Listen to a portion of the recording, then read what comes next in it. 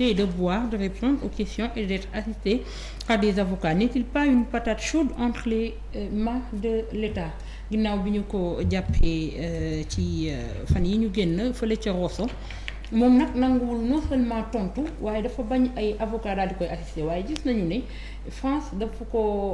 koy ñi nga xamante ne ay naataango avocat am lañ dañu koy taxaw bu baax a baax di wax ni nañu ko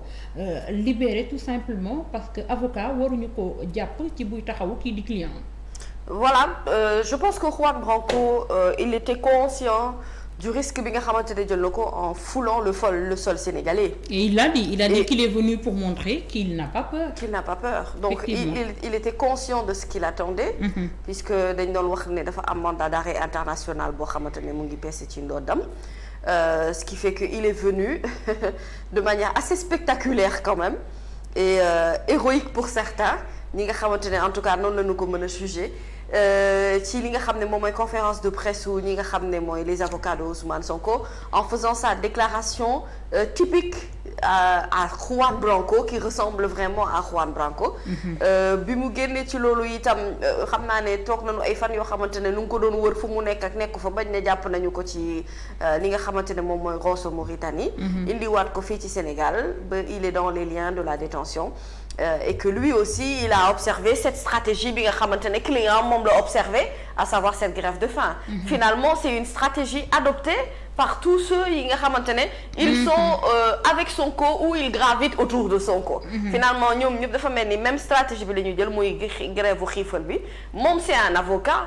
c'est quelqu'un qui connaît notamment ses droits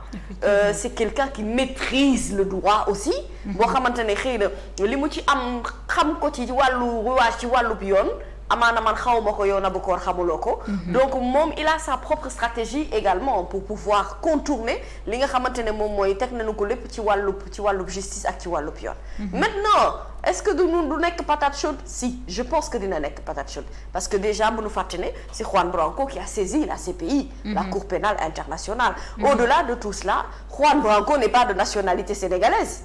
Juan Branco est un étranger avec une nationalité française. Boo xamante ne normalement doomu France même bu fekkente ne dafa nekk sous le coup d'un mandat d'arrêt international bu ñu jàppee doomu ku nekk ci bitim réew c'est sûr que diplomatiquement on va s'attendre à ce que mu am yenn certaines négociations yoo xam ne dina am pour sa libération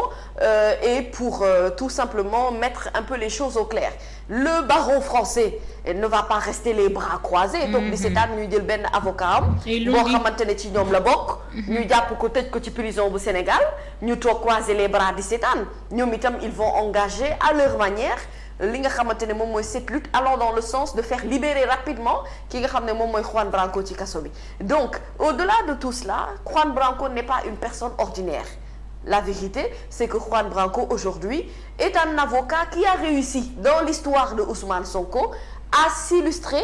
à se faire remarquer et à avoir une certaine position boo xamante ne mën nañu ci d'accord ak moom mën nañ cee ñàkk bañ a d'accord ak moom loolu gis-gisu kenn ku ci nekk ci ñoom la mais en tout cas ça n'enlève en rien le fait qu'il soit un brillant avocat qui est aux côtés d'un sieur qui s'appelle Ousmane Sonko qui ba fii ñu toll nii même bu fekkente ne tëj na ko n'empêche qu'il est le chef de l'opposition du Sénégal parce que lu mu ci mënti amit il a cette personnalité là il a ce trait de caractère là boo xamante ne am na ko donc Juan Branco arrestation naam am na ci conditions yi ñu ko déclaré li wax nga itam li nga xamante ne moom mooy position le barreau français et ses avocats amis avocats français yi nga xamante ne dañu ko soutenir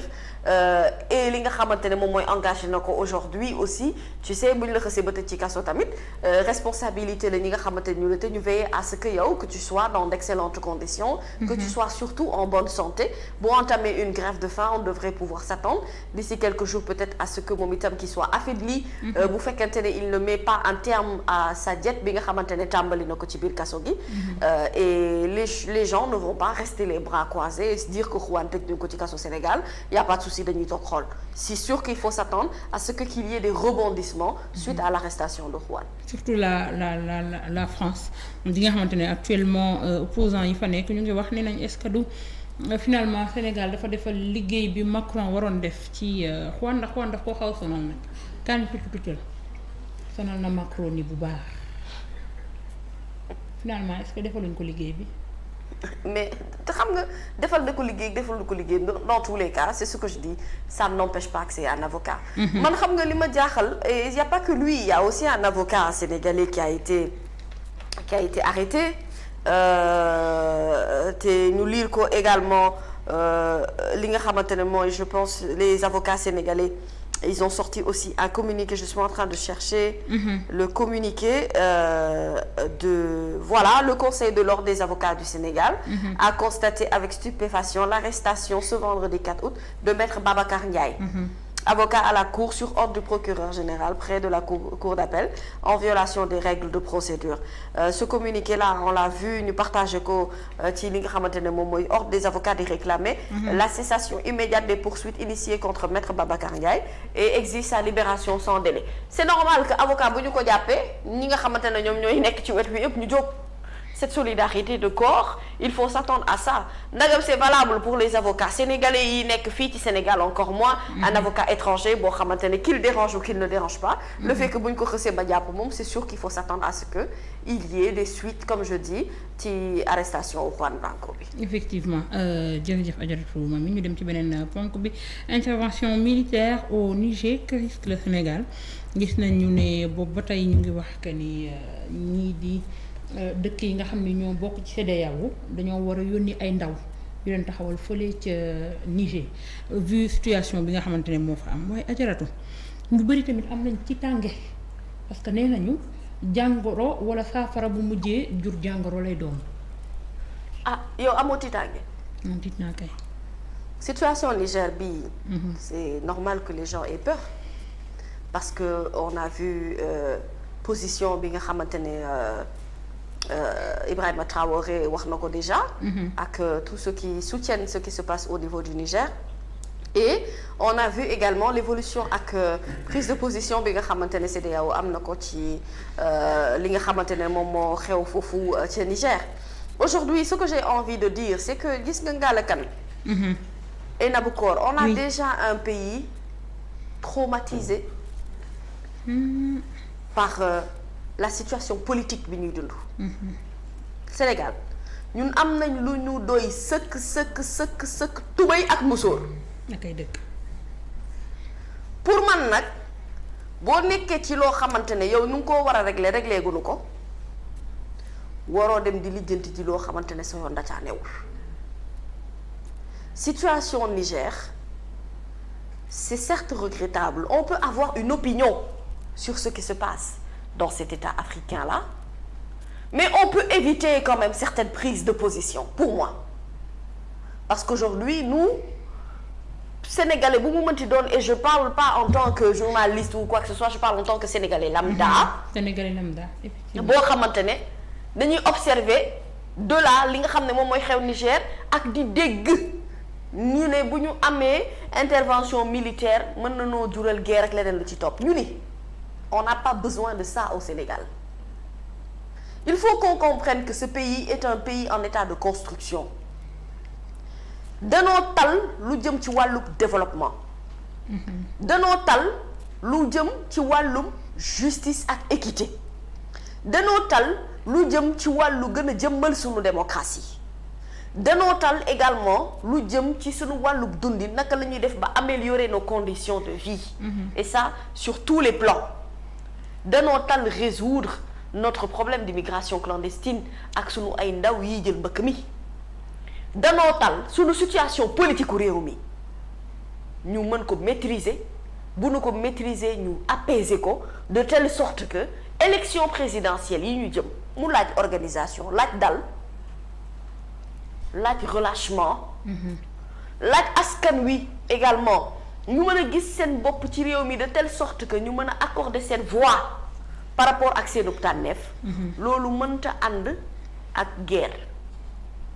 yàlla nañ ci yàlla musal xamuñu ko bugguñu ko te ñaanuñu yàlla dox benn jéego bu ñuy jëmale ci loolu c'est regrettable ce qui se passe au Niger mais c'est pas la première fois que ça se passe en Afrique ça s'est passé dans des États voisins beaucoup plus proches de nous on peut avoir un message de soutien comme je l'ai dit mais il y va de la responsabilité de pouvoir savoir décision yi ñuy jël yan incidence ak yan conséquences lay am ci peuple bi. Et comme je dis, nous jàpp nañu déjà que notre pauvre Sénégal depuis un bon bout de temps lu nu am ci wàllu góom yi ñu war a faj dafa bari. bari na daal. te nit ñi taluñu situation Niger. am nañu ne sax parce qu'on n'est certes pas en guerre. conflit ONU ak Russie la ñu bëgg a transférer en Afrique ndax CEDEAO am na leneen lu mën a wax xanaa CEDEAO yëgul li xew Sénégal. Non mais CEDEAO de toute façon xam nga man je t'ai dit ces institutions africaines CEDEAO Union africaine pour man dafa am ci yu bëri yoo xamante ne maanaam ci loolu la ñu waroon a gën a taxaw ci lu wàllu ci jëm ci wàllu liggéey et ma jàpp ne am na lu bëri loo xamante ne dafa des justement effectivement ci li nga xam ne moom la ñuy def ci situation yi nga xamante ne par exemple yenn réew yi nga xam ne yenn position yi ñu soxla ci ñoom gis nga Nabucor on ne peut pas unir l'Afrique dans l'hypocrisie ce n'est pas possible aujourd'hui ce qui se passe c'est qu'il y a beaucoup d'États africains yoo xamante ne ils sont conscients et ils veulent un changement te dañu nekk ci lancé wu changement boobu képp koo xamante ne nii maanaam da nga leen accompagner woon durant des années et depuis lors ñu gis ne ñoom certes yaa ngi fii mais dafa mel ni d'une certaine manière ba léegi tu es colonisé entre guillemets ils ont envie de se défaire de ces liens-là et c'est ça la vérité c'est le réveil et la conscience africaine effectivement pour les États yi nga xamante ne dañu nekk ci procédure boobu mais nous on n'en est pas encore là quoi qu'on puisse dire et bien qu'on peut aujourd'hui douter de la stabilité de ce pays vu dernièrement les derniers événements yi nga xam ne dund nañ ko ci wàllum politique et seen ko ci sunu askan saa su nekk ak sunu ay doom yi nga xam ne ñoom la ñuy jàpp di leen tëj ci kaso yi wala ñeneen ñi nga xamante ne Ziguinchor ils sont victimes d'avoir été tirés par balle wala ñu ñàkk ci seenu bakkan ci ay dans les causes de manifestation pour man loolu doy nañu sëkk en fait nous on a d'abord un travail de stabilisation de ce pays à faire qu'on ne nous dise pas que dans ce pays tout va bien tout ne va pas bien